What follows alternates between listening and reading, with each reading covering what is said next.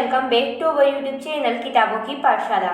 आज के इस वीडियो में हम क्लास 12 की हिस्ट्री के आईएमपी क्वेश्चंस को डिस्कस करने वाले हैं।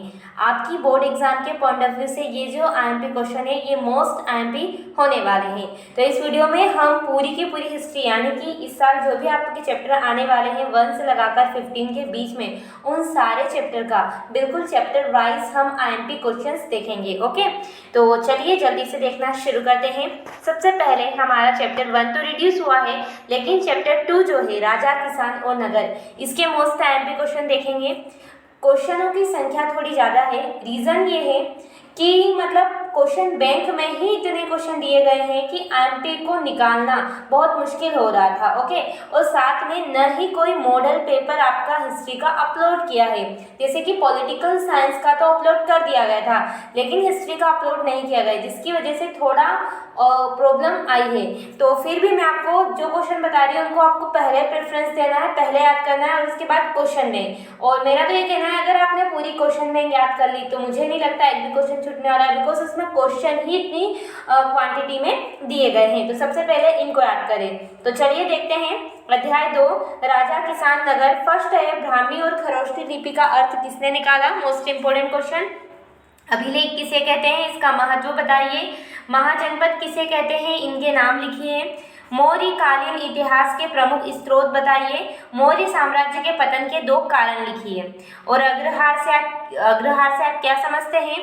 मौर्य साम्राज्य के 4 प्रमुख राजनीतिक केंद्र और प्रयाग प्रशस्ति की रचना किसने की? यह किस शासक से संबंधित है? ओके, तो पहले तो हमारे 2 मार्कर क्वेश्चन आने वाले थे, तो ये मोस्ट आईएमपी 2 मार्कर क्वेश्चन है। उसके साथ 3 या 4 मार्कर क्वेश्चन आएंगे, तो उनको देखते हैं। वन्निक काल में कृषि के तौर तरीकों में किस हद तक परिवर्तन हुए? तो मोस्ट इंपोर्टेंट क्वेश्चन है। 6ठी शताब्दी ईसा पूर्व में, सॉरी यहाँ पर सैनिक नहीं आएगा, यहाँ आएगा सिक्कों। ओके, तो सिक्कों के अध्ययन से किस प्रकार प्राचीन राज व्यवस्था की जानकारी मिलती है, समझाइए। तो ये भी इंपॉर्टेंट है। अशोक का धर्म, इसके प्रमुख सिद्धांत तथा इसको एक्सप्लेन करना है अच्छे से, ठीक है। उसके बाद महाजनपदों की प्रमुख विशेषताओं की व्याख्या कीजिए। और उसी के साथ एक अगला क्वेश्चन है कि मगध के शक्तिशाली राज्य के रूप में उदय के कारणों को लिखिए, ठीक है। उसके बाद मौर्य प्रशासन के प्रमुख अभिलक्षणों की चर्चा कीजिए और उत्तर मौर्य काल में विकसित राजतत्व के विचारों की चर्चा कीजिए। अभिलेख शास्त्रियों की कुछ समस्याओं की सूची बनाकर उसे विस्तार पूर्वक समझाइए। तो ये जो क्वेश्चन है ये मोस्ट आईएमपी क्वेश्चन है। उसमें जो सबसे आईएमपी क्वेश्चन ये है वो है उत्तर मौर्य काल में विकसित राजतत्वों के विचारों की चर्चा कीजिए। तो इन सारे क्वेश्चंस को आप जरूर करके जाना, इनमें से आपको बोर्ड एग्जाम में देखने को जरूर मिलेंगे, ठीक है। उसके बाद फर्स्ट चैप्टर हो गया। अब सेकेंड चैप्टर यहाँ मतलब है तीसरे चैप्टर से, क्योंकि फर्स्ट तो रिड्यूस था इसलिए। तो अध्याय 3 बंधुत्व, जाति तथा वर्ग। कुल और जाति में अंतर लिखिए। महाभारत का समालोचनात्मक संस्करण किस प्रकार तैयार हुआ? पितृवंशिकता से आप क्या समझते हैं, समझाइए। मातृवंशिकता से आप क्या समझते हैं? विवाह के कितने प्रकार हैं? अंतर्विवाह क्या है, समझाइए। स्त्री धन किसे कहते हैं? The most IMP question. एक गतिशील ग्रंथ के रूप में महाभारत का वर्णन करें। साथ में सेकेंड यहाँ से जाति व्यवस्था के कोई 4 दोष लिखिए। गोत्र शब्द से क्या तात्पर्य है? बहुत ही इंपॉर्टेंट क्वेश्चंस। ओके, सनातन धर्म में कितने पुरुषार्थ है और कितने संस्कार है? ये भी 2 क्वेश्चन मोस्ट इंपॉर्टेंट है। 2 मार्कर है, फटाफट याद हो जाएंगे, है ना। बस समझना है और आसानी से आपको याद हो जाएंगे, ठीक है। उसके बाद हमारा चैप्टर नंबर 4 आता है विचारक, विश्वास और इमारतें। इसमें देखते हैं पहला, निर्वाण से क्या आशय है? स्तूप किसे कहते हैं? त्रिपिटक क्या है, इसके नाम लिखिए। सात भंजिका कौन थी? प्री बोर्ड में भी आया था ये क्वेश्चन। बौद्ध धर्म के 4 आर्य सत्य कौन कौन से हैं? जैन धर्म के त्रिरत्न कौन कौन से हैं? महात्मा बुद्ध से संबंधित 4 जो स्थान है उनके बारे में बताना है। धर्मचक्र प्रवर्तन से आप क्या समझते हैं? तो ये 2 मार्कर मोस्ट आईएमपी क्वेश्चन थे। अब इससे लेंथी जो 3 या 4 मार्कर आने वाले हैं उनको देखते हैं। हीनयान और महायान संप्रदाय में अंतर स्पष्ट कीजिए, ये भी काफी इंपॉर्टेंट है। सांची के स्तूप के संरक्षण में भोपाल की बेगमों की भूमिका की चर्चा कीजिए, काफी अच्छा प्रश्न है। जैन धर्म की महत्वपूर्ण शिक्षाओं को समझाइए। बौद्ध धर्म की शिक्षाओं का उल्लेख कीजिए। कभी ऐसा आ जाए कि महात्मा बुद्ध के संदेश लिखिए तो भी यही लिखना है, और अगर ऊपर वाले जैन धर्म में आ जाए कि महावीर स्वामी की शिक्षा लिखिए तो भी यही लिखना है। ओके, मतलब जैन धर्म तो महावीर स्वामी तो दोनों का एक आंसर, फिर बौद्ध धर्म या महात्मा बुद्ध तो दोनों का एक आंसर। जैन धर्म के जो 5 महाव्रत है उनके बारे में एक्सप्लेनेशन। आपके अनुसार जो स्त्री और पुरुष थे वो संघ में क्यों जाते थे, ये भी काफी इंपॉर्टेंट क्वेश्चन है। स्तूप क्यों और कैसे बनाए जाते थे। तो ये सारे के सारे चैप्टर 4 के मोस्ट आईएमपी क्वेश्चन है, आप स्क्रीनशॉट लेते चलिए इनका। ठीक है, बढ़ते हैं आगे। अध्याय 6 की बात करें, भक्ति सूफी परंपरा। तो इसके मोस्ट आईएमपी क्वेश्चन को देखते हैं। फर्स्ट है शरिया क्या है, आपको पता है मुस्लिम धर्म का ये कानून है। उसके बाद सूफी क्या है, सूफी मत के सिद्धांत। द मोस्ट इंपॉर्टेंट क्वेश्चन, मात्र ग्रहिता से क्या समझते हैं, ये भी मोस्ट इंपॉर्टेंट है। कबीर की वाणियों को 3 परिपाटियों में संकलित किया गया है। तो यहाँ पे 3 नहीं, किन परिपाटियों में संकलित किया गया है। शेख निजामुद्दीन औलिया के बारे में आप क्या जानते हैं। निर्गुण व गुण भक्ति परंपरा में अंतर, चिश्ती सिलसिला के विषय में संक्षिप्त में टिप्पणी लिखी है। गुरु नानक के जीवन एवं मुख्य उपदेशों का उल्लेख, बेसारिया और बासारिया सभी परंपरा में एक रूपता भी बतानी है और अंतर। लिंगायत संप्रदाय के बारे में आप क्या जानते हैं। भक्ति आंदोलन के मुख्य सामाजिक प्रभाव बताइए। कबीर के जीवन के मुख्य उपदेशों का उल्लेख तथा अलवार, नैनार और वीरशैव ने किस प्रकार जाति प्रथा की आलोचना प्रस्तुत की, ये भी बताना है। उसके बाद महान और लघु परंपरा में अंतर, आरंभिक भक्ति परंपरा की प्रमुख विशेषताएं लिखिए। साथ में उदाहरण सहित स्पष्ट कीजिए कि संप्रदाय के समन्वय से इतिहासकार क्या अर्थ निकालते हैं। तो ये सारे जो क्वेश्चंस है ये काफ़ी इंपॉर्टेंट है आपके चैप्टर 6 भक्ति सूफी परंपरा से। इनमें दोनों टाइप के क्वेश्चन इंक्लूडेड है, जो 2 मार्क्स में आएंगे वो भी, और साथ में 3 या 4 मार्क्स के जो इस चैप्टर से आने वाले हैं वो भी। तो इनको आप जरूर याद करके जाना, साथ में आप क्वेश्चन बैंक को जरूर से जरूर कंप्लीट करना। उसके बाद आगे बढ़ते हैं। आगे हमारे सामने चैप्टर है 8, किसान, जमींदार और राज्य। तो इससे देख लेते हैं। इससे सबसे पहला और सबसे इम्पोर्टेंट क्वेश्चन, मनसबदारी व्यवस्था क्या है, इसकी 3 विशेषताएं लिखिए। जजमानी व्यवस्था को समझाइए। The most important question, Bharat में मुगल काल के समय चांदी के बहाव के कौन कौन से कारण हैं। ओके, यहाँ बहाव नहीं आएगा, यहाँ आएगा बहाव। तो बहाव के कौन कौन से कारण हैं। बटाई प्रणाली को समझाइए। जीनस ए कामिल को मुगल काल में इतना इम्पोर्टेंस, इतना महत्व क्यों दिया जाता था। भारतीय समाज में तंबाकू की फसल का प्रचार कैसे हुआ। सराफ कौन थे, इनके क्या क्या कार्य हैं। जाति पंचायतें क्या थी, ये भी काफ़ी इम्पोर्टेंट है। मुगल काल में कृषि कार्यों में महिलाओं का योगदान, और मुगल कालीन भारत में किस प्रकार की फसलें उगाई जाती थी और क्यों।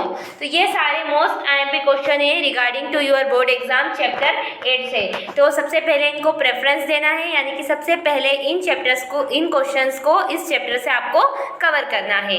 चलिए बढ़ते हैं। 9 चैप्टर हमारा डिलीटेड है, बात करेंगे 10 चैप्टर्स की, औपनिवेशिक और देहात। तो इससे देखते हैं। फर्स्ट क्वेश्चन हमारा स्तंभरारी यानी कि स्थायी बंदोबस्त क्या है। तो ये मोस्ट आईएमपी क्वेश्चन है इस चैप्टर का, तो जरूर करके जाए। उसके बाद सुयस्त कानून, अमला किसे कहते हैं। दामिने कोह का क्या अर्थ है। बुकानन कौन था। 5वीं रिपोर्ट, ये भी काफी इंपॉर्टेंट है। भाड़ा पत्र क्या है, ये भी मोस्ट इंपॉर्टेंट।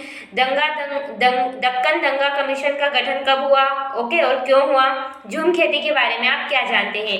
ये 2 मार्कर क्वेश्चन है, इसलिए काफी शॉर्ट में है।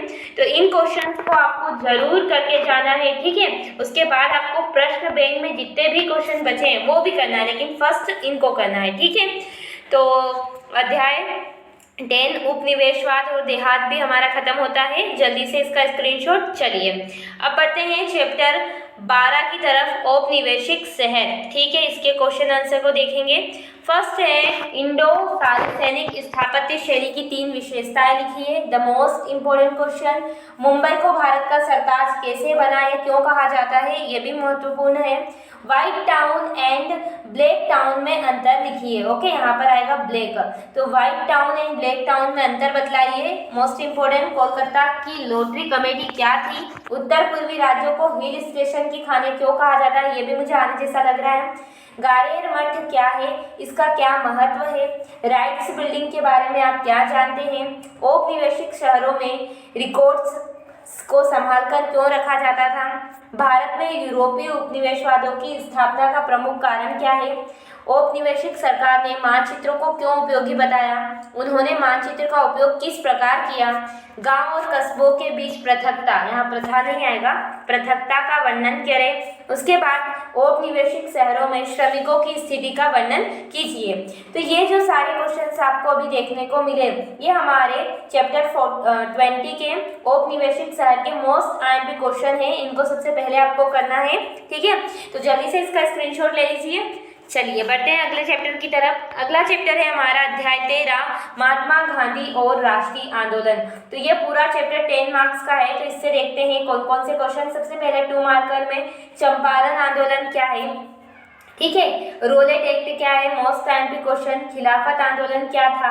प्रत्यक्ष कार्यवाही दिवस क्या है? ऐसा भी आ सकता है इसके स्थान पर कि सीधी कार्यवाही दिवस या फिर डायरेक्ट एक्शन डे क्या है।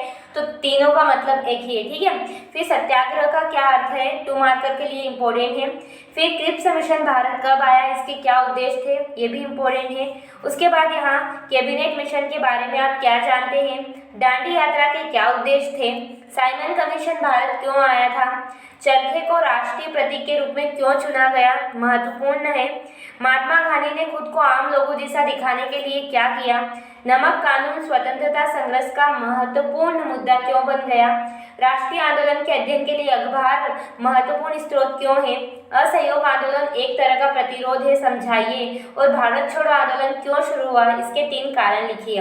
तो अभी जितने भी मैंने आपको इस चैप्टर से आईएमपी क्वेश्चंस बताए, ये मोस्ट आईएमपी है। ऊपर के 2 मार्कर है और नीचे के इससे शायद 4 मार्कर क्वेश्चन बन के आएगा, तो वो है, ठीक है।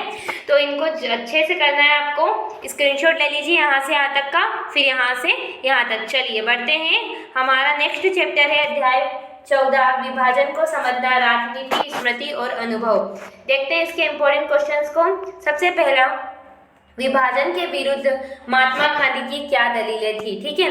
बंटवारे के समय महिलाओं के क्या अनुभव रहे, यानी कि जब भारत का विभाजन हुआ तो जो वुमेन्स थी उनकी स्थिति क्या थी, ये हमें बताना है, ओके। उसके अलावा कुछ लोगों को ऐसा लगता है कि बंटवारा बहुत अचानक हुआ, तो क्यों लगता है ये बताना है। भारत विभाजन के कारण, ये भी इम्पोर्टेंट है। 1940 के प्रस्ताव के जरिए मुस्लिम लीग की क्या मांग थी, ये हमें बताना है। विभाजन को दक्षिण एशिया के इतिहास में ऐतिहासिक मोड़ क्यों माना जाता है। भारत विभाजन के काल में आम लोगों के दर्दनाक अनुभवों को लिखिए। हिंदू महासभा के बारे में आप क्या जानते हैं। 13 मार्च को सिख शहादत कार्यक्रम क्यों करते हैं, और लखनऊ समझौते का क्या महत्व है। तो ये सारे चैप्टर 14 विभाजन को समझना से लेकर काफ़ी इम्पोर्टेंट क्वेश्चंस है। तो जल्दी से इसका स्क्रीनशॉट ले लीजिए, इनको आपको करना है। लेकिन मैं ये कंफर्म कर दूं वीडियो में कि सिर्फ इन्हीं के भरोसे आपको नहीं बैठना है। इसके अलावा मेरा ये कहना है, आपको सजेशन है कि आप क्वेश्चन बैंक पूरी करके जाए, उसमें से एक भी नहीं छोड़े, आपका पेपर अच्छा से जाएगा, ठीक है। उसके बाद हमारे सामने अगला चैप्टर है अध्याय 15, संविधान का निर्माण। तो इसके आईएमपी क्वेश्चन को देखेंगे। फर्स्ट है, संविधान सभा के 4 सदस्यों के नाम लिखिए। उसके बाद उद्देश्य प्रस्ताव में किन आदर्शों पर जोर दिया गया। फिर विभिन्न समूह अल्पसंख्यक शब्द को किस तरह परिभाषित कर रहे हैं। संविधान सभाओं में ऐतिहासिक प्रस्ताव कब व किसके द्वारा प्रस्तुत किया गया। भारतीय संविधान की विशेषताएं लिखिए।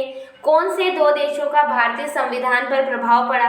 किसी देश के लिए संविधान का क्या महत्व है। साथ ही संविधान की प्रारूप समिति का गठन कब किया गया, इसके अध्यक्ष कौन थे। ऑपरेशन विजय क्या है। आर्थिक व राजनीतिक न्याय से आप क्या समझते हैं। तो ये यहाँ से 2 मार्कर क्वेश्चन आएंगे इस चैप्टर से। तो ये सारे 2 मार्कर हैं। उस हिसाब से देखो, मैं आपको क्वेश्चन बता रही हूँ, लेकिन आपको ब्लूप्रिंट में देख लेना है कि कितने मार्कर हैं, ओके। तो उसी के हिसाब से अगर 2 मार्कर है तो बहुत छोटे छोटे आंसर ही आप याद करके जाना, ठीक है। तो इस तरीके से हमने पूरा का पूरा हमारा हिस्ट्री के जो भी इम्पोर्टेंट क्वेश्चंस थे उनको देख लिया है। इसके साथ अगर हम मैपिंग की बात करें तो मैप के लिए मैंने एक वीडियो बना दिया है, जो क्वेश्चन बैंक में मैप आया था वो, तो उसका वीडियो आप ज़रूर देखें, ठीक है। उसको आप ज़रूर देख लें, वहीं से लग रहा है कि क्वेश्चन उठ के आ सकते हैं। साथ में प्रीवियस ईयर पेपर में जो मैप है उनको भी आप देख सकते हैं। सो इस तरीके से आप तैयारी करें। आई होप इस वीडियो से आपकी हेल्प हुई होगी। अगर हेल्प हुई तो प्लीज़ वीडियो को लाइक करें, शेयर करें, subscribe this channel. Thanks for watching. धन्यवाद।